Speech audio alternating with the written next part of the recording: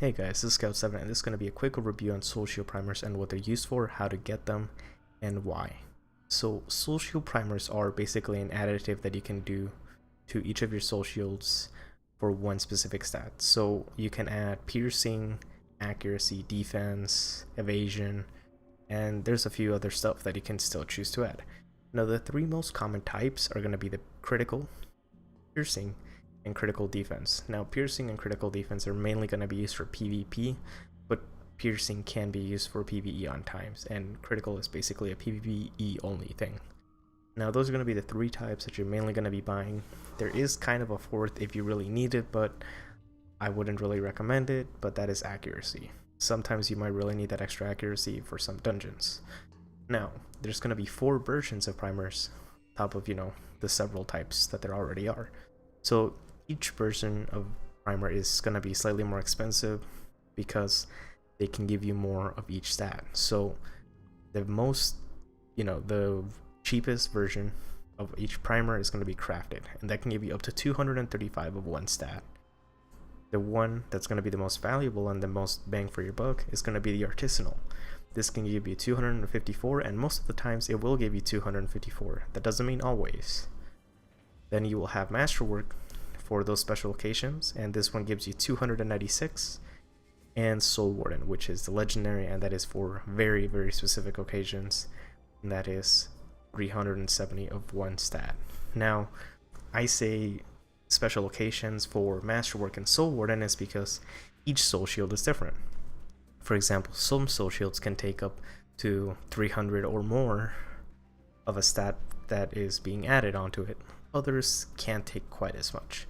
So for example, the soul shield that I'm wearing right now, this Soul Shield 7 can only have up to 248, that's why it says max.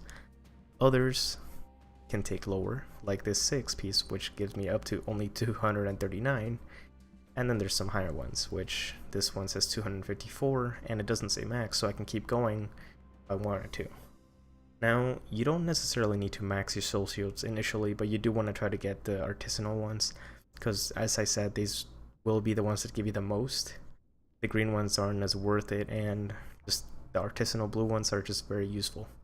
Now, there's going to be 3 locations where you can get soul shield primers in general. There's going to be through F5 Marketplace, which is where most of you will buy them.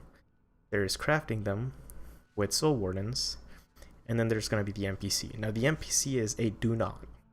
It is too expensive, and it is not worth it because it can only give you crafted ones that are way too expensive. So again, stick to F5 or crafting, and again, try to stick to using artisanal ones.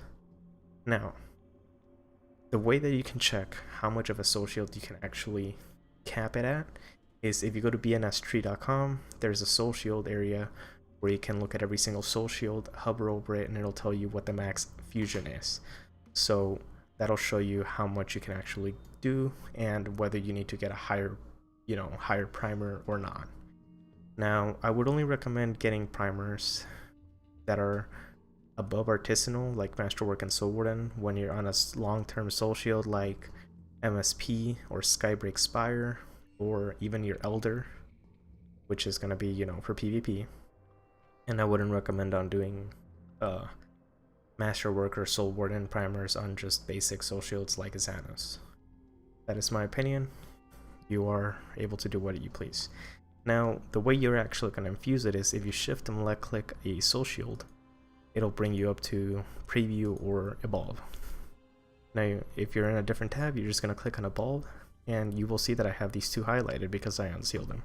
So I can just place it here, and with some soulstone crystal and some fusion powder and some gold or silver in this case, it'll add in. Now it'll show that it'll give me a minimum of 152 critical defense with a maximum of 235.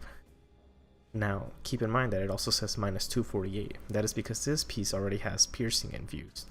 So if I try to add a different stat to it, it'll remove what I already used the primer on, since you can only have one type of primer on each soul shield. So pay attention to which ones you buy.